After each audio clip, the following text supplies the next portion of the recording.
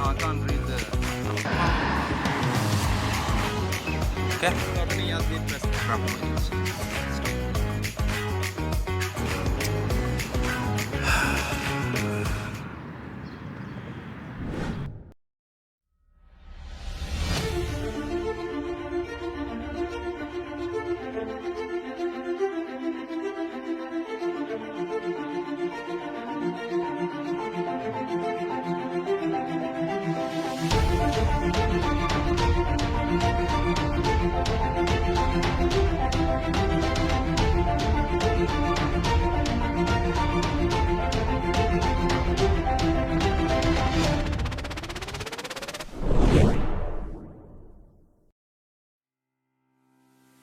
Hi everyone, welcome to MHI Club. Welcome back again on another episode. Today, let's discuss about airport emergencies.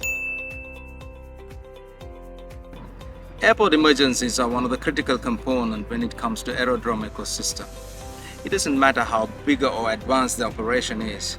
Without a solid emergency planning, there won't be much value for it. Now, according to ICAO, the Global Civil Aviation Organization, Annex 14, Chapter 9 describes everything about aerodrome emergency planning.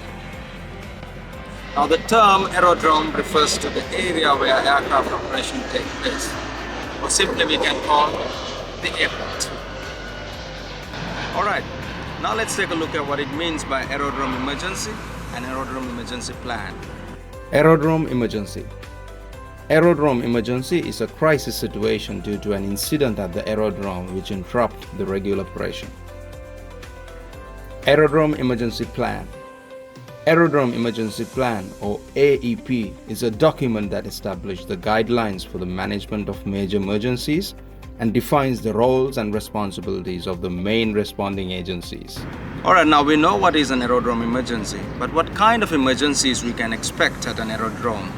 The types of aerodrome emergencies can be categorized as aircraft incidents and accidents on and off aerodrome within close proximity, security threats, bombs and hijackings, system and communication failures, structural emergencies, fire or threat of fire to infrastructure, vehicles and equipments, dangerous goods and hazardous material, medical emergencies, natural disasters including adverse weather conditions, airspace restrictions, and cybersecurity attacks.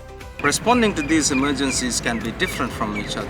For example, responding to a medical emergency is completely different while responding to an aircraft emergency or adverse weather condition.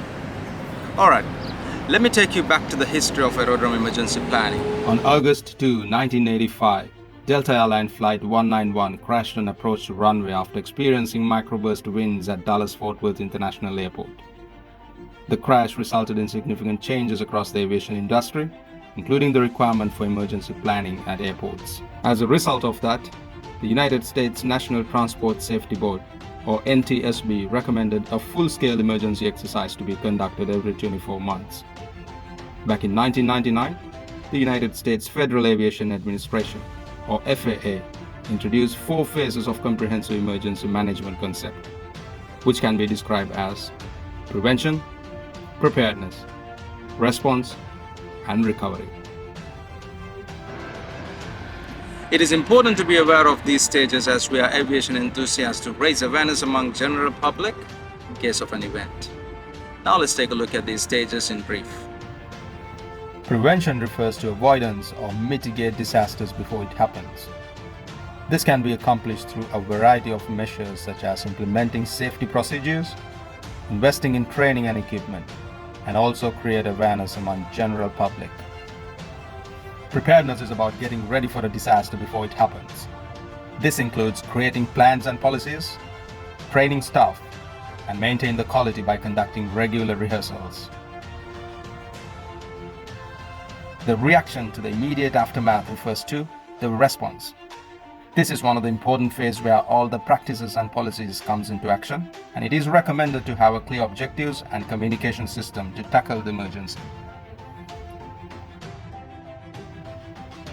Recovery refers to rebuilding and returning to normal operation as immediately as possible.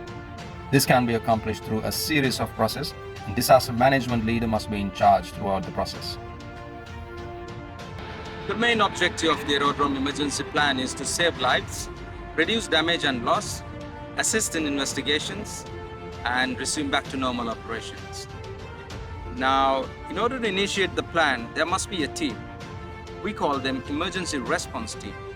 The emergency response team can consist of high-level executives and support members from various departments, such as Fire and rescue, police, airport staff, airport emergency medical teams, airport authority, civil aviation authority, to name a few. when there's a major emergency such as aircraft incidents, accidents, a disruption due to adverse weather conditions or unlawful interference, the executive members will activate the emergency control center and emergency response team will be notified and deployed. The Emergency Control Center is a dedicated location where high-level decision makers meet to oversee matters only related to emergency situation. And also I must mention here the Mobile Command Post is an on-site command center which presents at the scene where the emergency takes place and coordinate with Emergency Control Center on the improvements of emergency situation.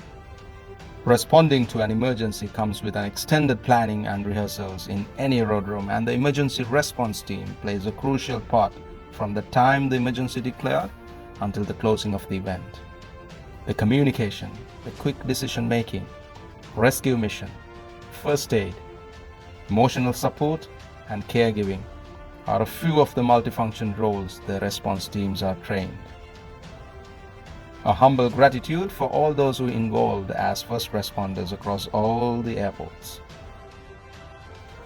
While no one wants to speak about disastrous events, it is important as aviation enthusiasts to be more familiar with the disaster management cycle. Although it may sound dramatic, the truth is that disaster management can be the difference between life and death for many of those who may be in the wrong place when the disaster strikes. By understanding the 4 phases of disaster management, we can better manage emergencies as they occur, when they occur, and minimize the impact to human life and our operation. Surprisingly, most hazards created by aviation operation can actually be avoided by being aware of them. Therefore, educational activities play a vital role with this regards in preventing such disasters for our daily operation.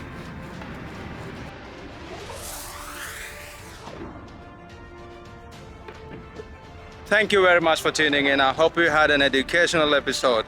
Let's see you back in another interesting episode. Until I see you again, stay safe and stay strong.